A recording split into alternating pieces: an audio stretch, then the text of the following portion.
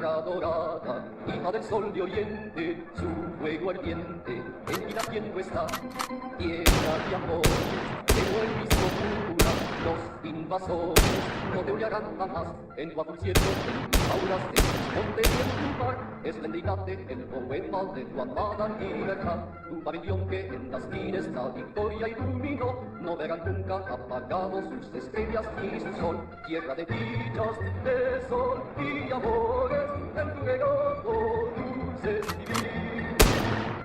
Yo los crucifijos, cuando te ofenden por ti morir.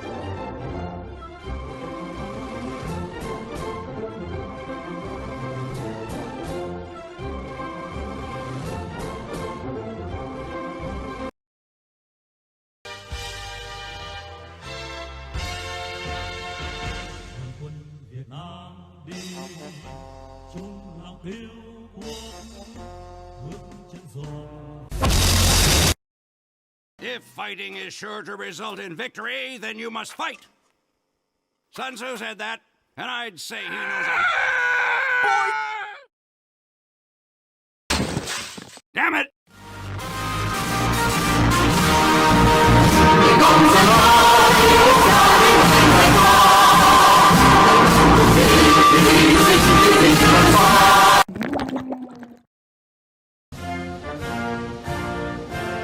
Thanks! Now, South Vietnam. What the fuck are you doing, you kamikaze? I need a support America. North Vietnam bonke de me using a trien took my crops and clay. We have oil fields and the communist Tuki.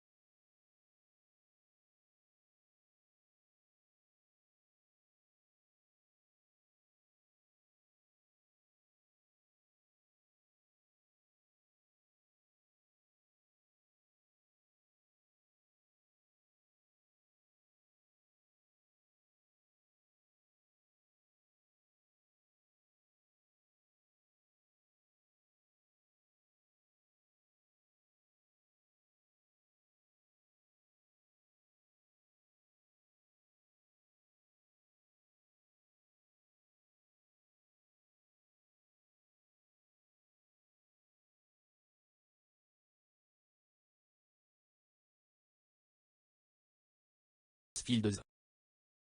Well then. What the fuck am I even fighting for? We're out of here.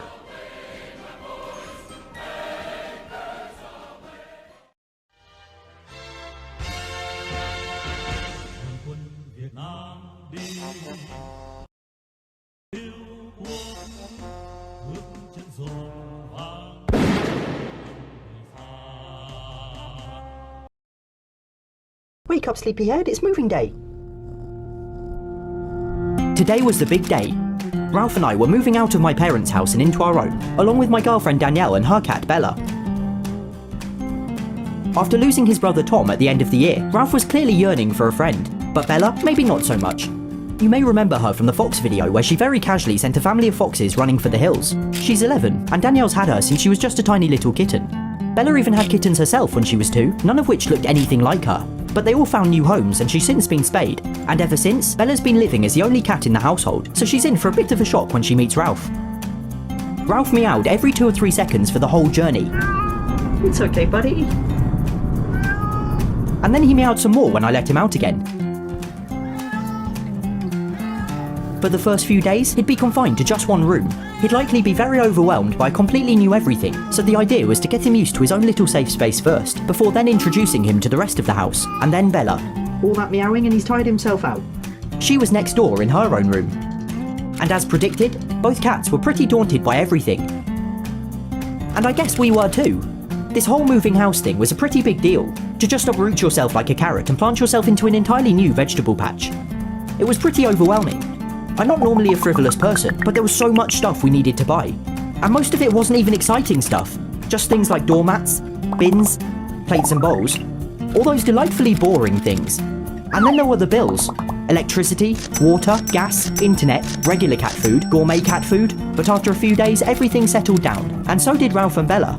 They were both fully relaxed and accustomed to their rooms, so it was finally time for them to meet. The idea was to introduce them to a new space at the same time, a room neither cat was familiar with or believed to be their territory. We also installed a pet gate to enable them to see each other face to face without the risk of attacking each other. So Bella's going in the dining room with Danielle, and I'm going to put the gate across and go and get Ralph. Ralph. Hey buddy, it's time to go and meet Bella. Now it's perfectly normal and expected for new cats to hiss at one another. They sort of need to get all the look how tough I am stuff out the way before any friendship can begin. It was actually the first time I've ever seen Ralph hiss. And it's amazing how evil it makes their faces look. But then Ralph and Bella seemed to settle down, trying to hide from one another. Danielle got Bella playing with a toy, whilst Ralph just sat there grumpily. So I tried another tactic, the key to Ralph's heart, treats.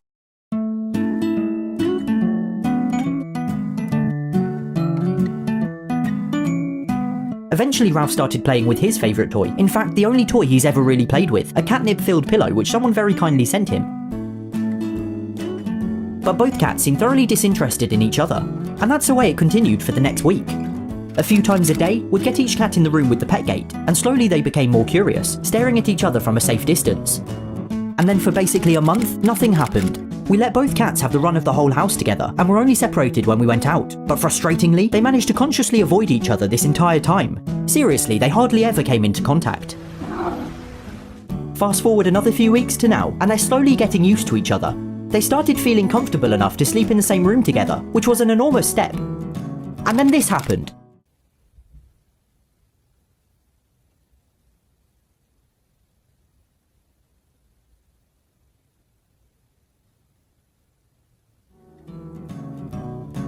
And since then, Bella's obviously realised that Ralph doesn't want to eat her or anything, because they've even started sleeping on the same bed.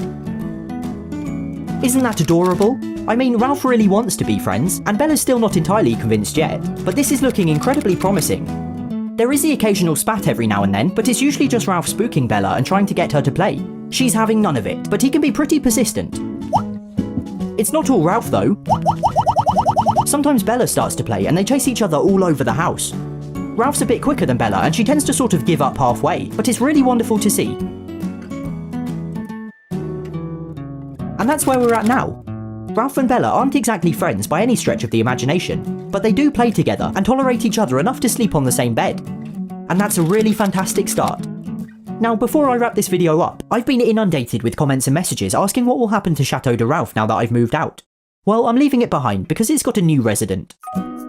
Meet Coco, my parents' new kitten. She's 12 weeks old and was rescued by the same charity who rescued Ralph and Tom. She's friendly and cuddly and curious and playful, and just a wonderful bundle of joy and happiness with an incredibly loud purr. She's got mighty big boots to fill, but I'm sure she'll keep my parents on their toes now that Ralph and I have left. Plus, George will be delighted to have a new friend to share food with. I guess I'll just have to build Ralph and Bella a new fort, or perhaps an entire city.